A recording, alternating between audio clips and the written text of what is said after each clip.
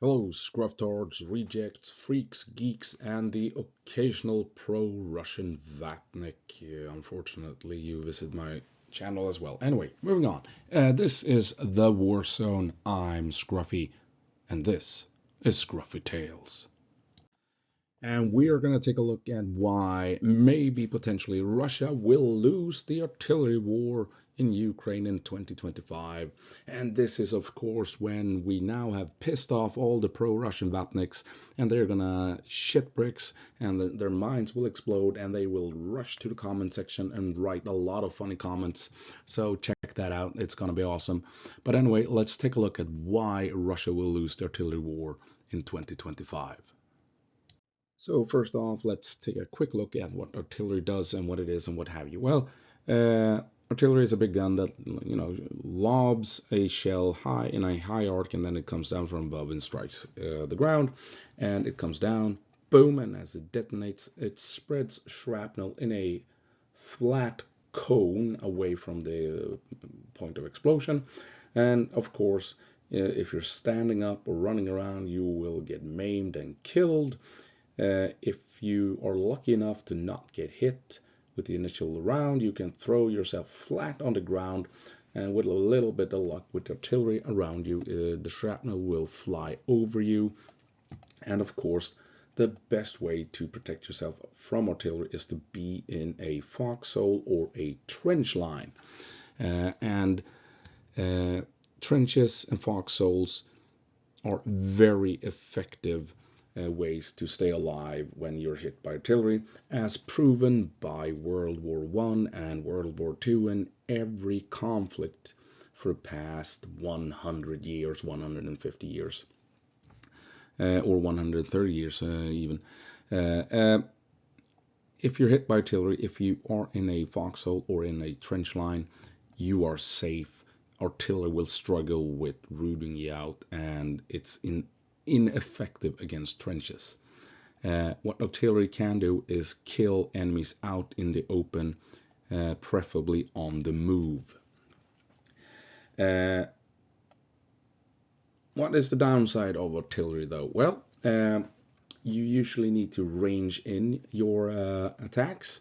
So when the first couple of rounds hits, that gives the enemy time to find cover, and those first initial rounds usually aren't that very accurate.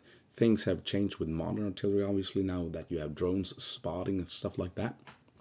But up until this point, rounds would be dropping in piecemeal. So first round hits over here. This gives troops chance to jump into cover, and as the second round drops, a lot of troops will not get hit. You might just get one or two, and 3 or 4 might still be alive. And by the time the third round hits and the subsequent round, everyone is in cover, and you don't get as many kills as you would have hoped.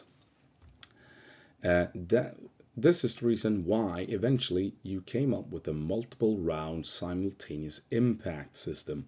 And this is, of course, when an artillery fires 5 or 6 rounds at different angles. And this ensures that all of those rounds fired by one artillery piece lands on the same target at the exact same time. So remember, when that first round hits, that gives people a chance to jump into the trench and find cover or whatever. And as the other rounds hit, you don't get any kills. Well, if you can land all of your rounds on the same time, people don't have a chance to run for cover, and you hit a wider area all at once, and people will be caught out in the open. And this is, of course, basically the same principle of a cluster munition. When it detonates high above, spreads smaller grenades over a large area, and they all detonate at the same time. And this means you can catch troops out in the open and maim and kill before they have time to find cover, because you have multiple explosions in their area at the same time. So this is what you want to achieve with artillery. You need to hit with as many rounds as possible in as short as time as possible to prevent troops from finding cover, because once troops are in cover, you reduce the amounts of people you actually hit. And I go through a bunch of this in a old video of mine where I discuss cluster munitions and what it could bring to Ukraine. Remember when everyone was talking about Ukraine getting cluster munitions and people thought this would clear out the trenches? And I was so annoyed because people thought that cluster munitions would clear out trenches and deal with troops and buildings and what have you.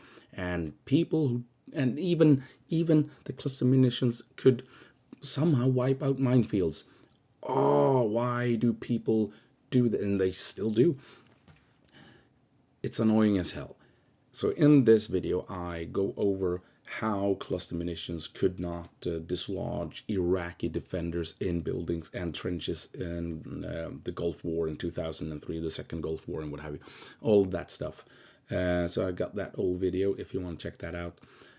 Basically, what you want is to catch the enemy on the move with artillery, because that ensures kills. If you're attacking a defensive position with artillery, you merely pin the enemy in place and allow you to advance. So yeah, check that link out and learn a thing or two about cluster munitions. So on to the good stuff. Here, as reported by the Kyiv Independent, Russia's artillery advantage against Ukraine is diminishing, dropping to 1.5 rounds for each Ukrainian shell, as reported by Sky News. And previously, the Russians outnumbered Ukrainian ammunition by a minimum of 5 to 1, and at times as high as 10 to 1. As reported by, or as explained by the Ukrainian Defense Minister Rustem Umerov.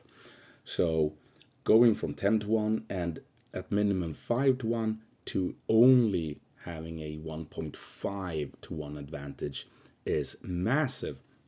And the reason is a number of reasons. Obviously, you have Ukraine destroying 21,000 artillery systems and 1,200 rocket systems. Ukraine has been striking Russian ammunition depots, and Russia is going through artillery battles at an alarming rate, since their doctrine so heavily relies on artillery barrages.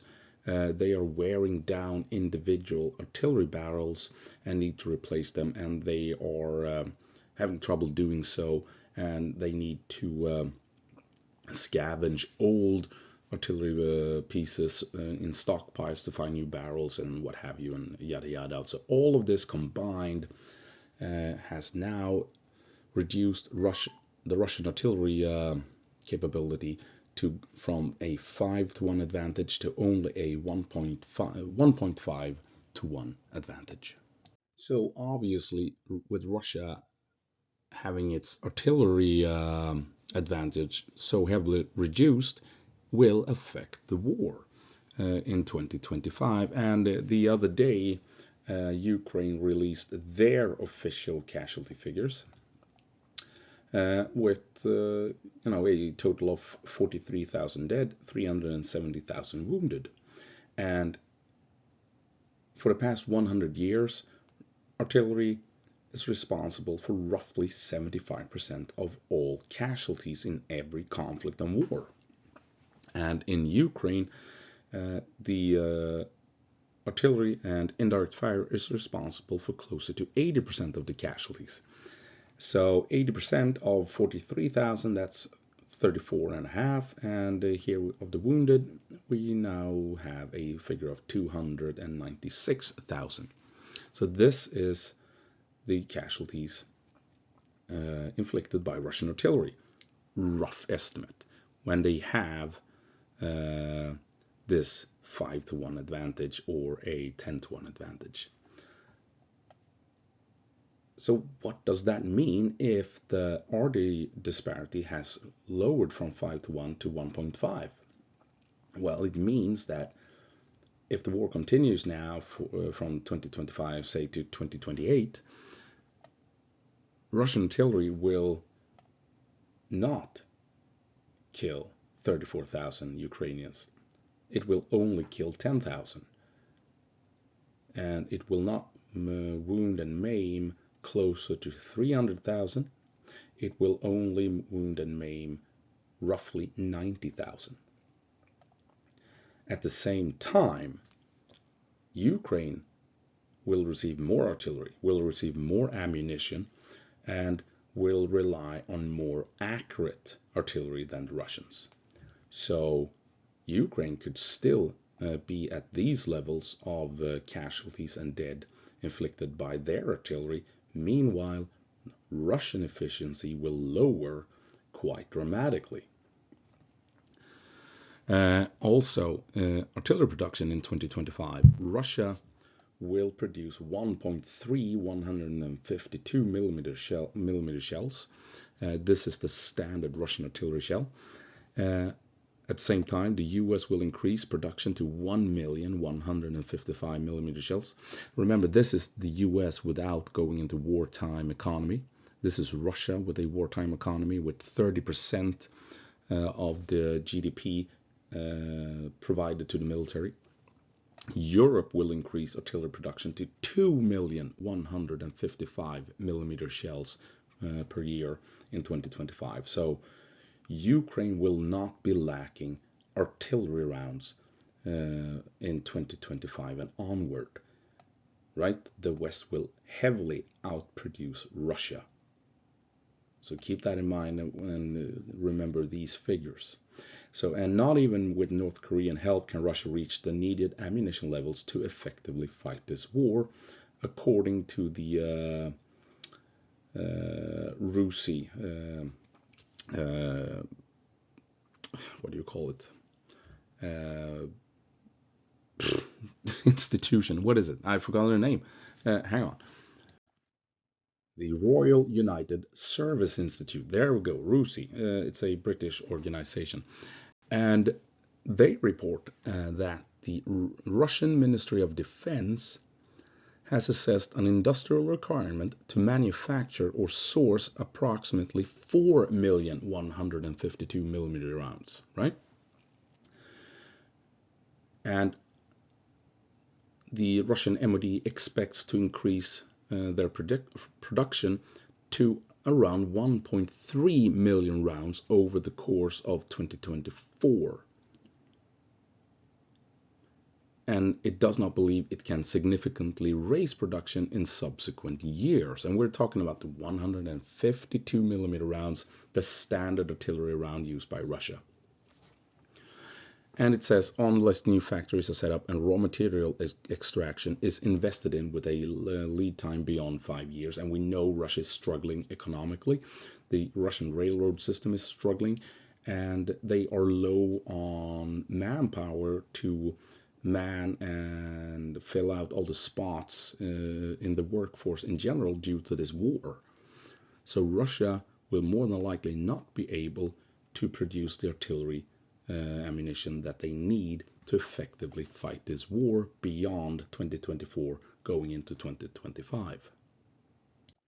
And as it says here, although the injection of around 2,122 millimeter rounds from North Korea, not even the 152 main artillery shell, that will not help Russia in 2024. It will not compensate for a significant shortfall in available 152 millimeter munitions in 2025.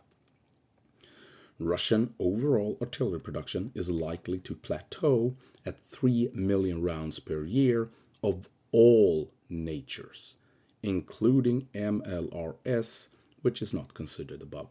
MLRS are, of course, the multi-launch rocket systems where you just fire a bunch of rockets from a truck or what have you in a wide arc to saturate an area with explosives, right? So all of this combined mortars, artillery shells of various calibers, combined all of that, Russia will produce 3 million rounds per year. Meanwhile, when we're talking the main round, 152 millimeter, Russia will be outproduced by the West as the West produces more and more and more 155 millimeter shells. And moving on here, the Russian theory of victory is plausible if Ukraine's international partners fail to properly resource the armed forces of Ukraine. But, however, if Ukraine's partners continue to provide sufficient ammunition and training, Russia is unlikely to achieve significant gains in 2025. If Russia lacks the prospect of gains in 2025, given its inability to improve force quality for offensive operations, I mean, take a look at Pokrovsk, 14 months, and they've barely conquered an area the size of Luxembourg. 14 months to move 55 kilometers, right? In normal operations, if you have broken through enemy lines, you are expected to move 30 kilometers per day once you have established a breach. So clearly in 14 months, moving the distance you should have covered in 2 days, it's a clear sign that the Ukrainian lines have not been broken. As it says, given its inability to improve force quality for offensive operations, then it follows that it will struggle to force Kyiv to capitulate by 2026. And beyond 2026, attrition of systems will begin to materially degrade Russian combat power. So as you can see, things are adding up, and Russia is slowly losing the artillery war. They're losing artillery pieces, they're losing ammunition, they can't produce enough ammunition, and they are not as efficient with their artillery as Ukraine is, as we can see by the numbers provided by Western sources on the amounts of casualties inflicted in this war. So I mean, if we have the total casualty numbers, the pro-Russians, they're gonna flip at these numbers. It's gonna be hilarious. Take a look at the comments. I promise you, they are gonna flip out of their minds with these numbers. Anyway, so what Ukraine will still inflict in terms of casualties, what Russia will inflict, being degraded in their efficiency with artillery. Keep this in mind as we look at what Russia is facing in 2025 and onwards. Russian soldiers will be pushed into the front line, going up against cluster munitions, high precision artillery. Remember, Russia relies on saturation, where they just aim massive amounts of artillery at an area, hoping that some rounds will eventually hit a proper target. Meanwhile, Western artillery that Ukraine relies on precision. As few rounds as possible on a target, and you ensure a hit with 3 or 4 rounds instead of firing 30 to 40 rounds like the Russians do, right? And you also have the multiple hit capability, like we talked about, the MRSI, multiple round simultaneous impact, that catches the enemy while they're on the move with a bunch of artillery and grenades dropped by cluster munitions, all landing at the same time, which gives infantry zero chance to duck for cover. Now Ukraine will begin using anti-personnel mines to a higher degree, provided by the United States, which will add to the destruction caused by the artillery. So if you get through the artillery, you're going to run into anti-personnel mines. And we've also seen that Russia has far fewer armored vehicles. They're relying on scooter bikes, on golf carts, on civilian cars to make maneuvers close to the action, and even assaulting with these vehicles, and they will be ripped apart by all the artillery.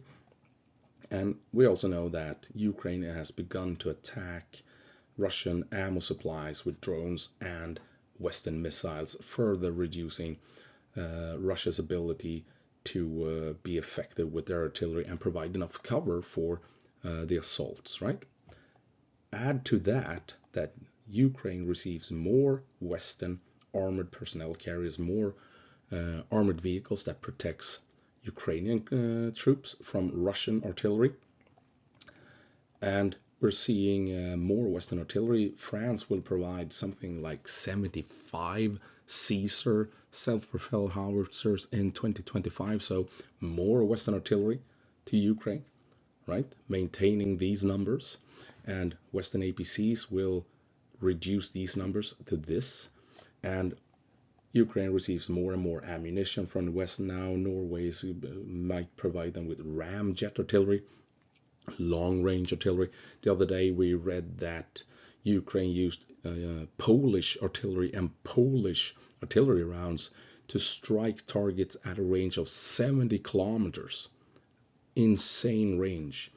So all of this combined, I mean, Russia will have a severely reduced capability in terms of artillery, and in the next coming years. Meanwhile, Ukraine will maintain their ability to kill and wound the enemy. So as longer as this war goes on, Russia will suffer for it. And that's going to be it. That's all I have for you. Clearly, Russia will begin to suffer in the artillery war, and that will affect the reality on the ground for Russian soldiers. And it's not looking good for individual Russian troops. So that alone might actually force Russia to peace talks in 2025. If you click the link to my cluster munitions video, be aware I'm using a really poor microphone in that video, and it might be a bit hard on the ears listening to what I'm saying, but the stuff in the video is still interesting, I think. Yeah, that's gonna have to be it. I hope I'll see you in the next one. As always, go på marsch, Ukraine, and give them hell.